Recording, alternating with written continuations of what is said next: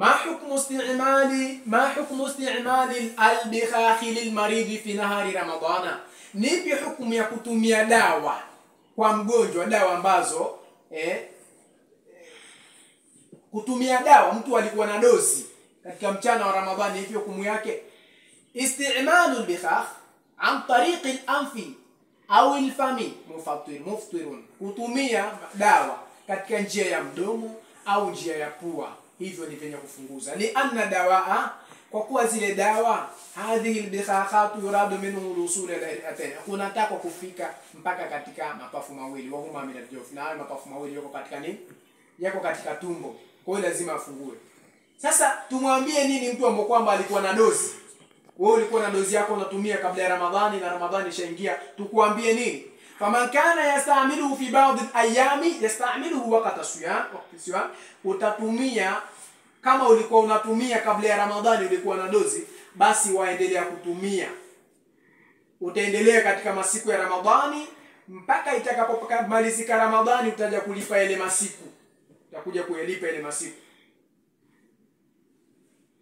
Lakini ukishatumia ile dawa hauruhusiwi tena kula, isipokuwa pale ambapo huwezi yani labda zile dawa zikawa zina nguvu sana za kupeleka na nini, pale ndo ule. Lakini kama dawa hazina madhara ukishatumia, pale hakuna neno.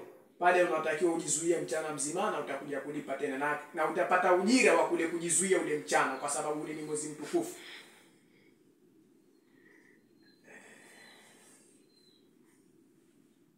Naam.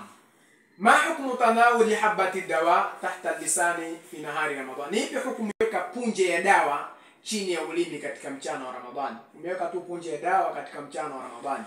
Kuweka dawa chini ya ulimi la bas, hakuna neno. Somo yako haiharibiki, kwa sababu kile ulichokiweka hakifikiri katika nini? Katika tumbo. Unaona? Hakifikiri katika tumbo na hakipiti katika zile.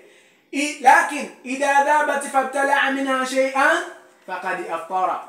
Lakini pindi atakapofanyaje, pindi atakaporamba au pindi kitakapoyeyuka, ile punje ikawa ikayeyuka, alafu ukameza kitu katika vile vilivyoyeyuka, basi hapo utakuwa ushafuturu, ushafungua maana yake. Idha tawadda shakhsun fa wasala ma'ul madmadati ila jawfi fa hadu bitulusoma. Je, anapotawaza mtu na akafikiria maji ya kufunga katika tumbo, je, kuna batilisha kufunga? Pindi anapofikiria maji ya kusukutua katika tumbo wakati wa kutawadha bila ya taaddi kwa yule mwenye kufunga, basi maji hayo hayahesabiwi, mtu huyo hajafungua.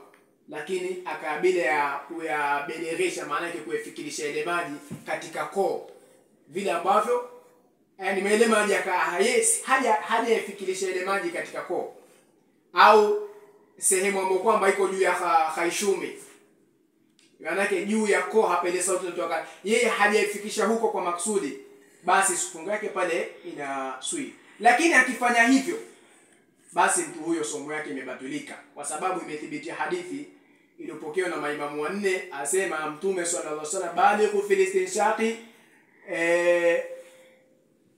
illa an takuna baligh fil istinshaqi illa an takuna swaima. Fanya hivyo isipokuwa pindi utakapokuwa wewe mwenye kufunga, usifanye hivyo. Hapa kufanya taaddi ni vipi? Ni mtu kusukutua zaidi ya mara 3, maana ni makruh.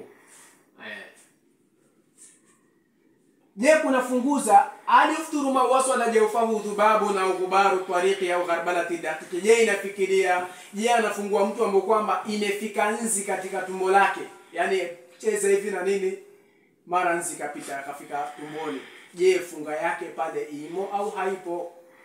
Au vumbi la barabarani au unga tu wa masneni kwa masneni, labda unga kupata pale, je wafungua? Wasema la yafturu swaima bima wasala bijofi, kumfunguzi mtu alofunga, kwa sababu kimefikiria tumboni raghma anfihi, si kwa kutaka yeye, ni kwa tuseme ni kama vile kutozwa nguvu. Yani usishangae nzi anakutoza nguvu, maana yake si kwa kutaka wewe.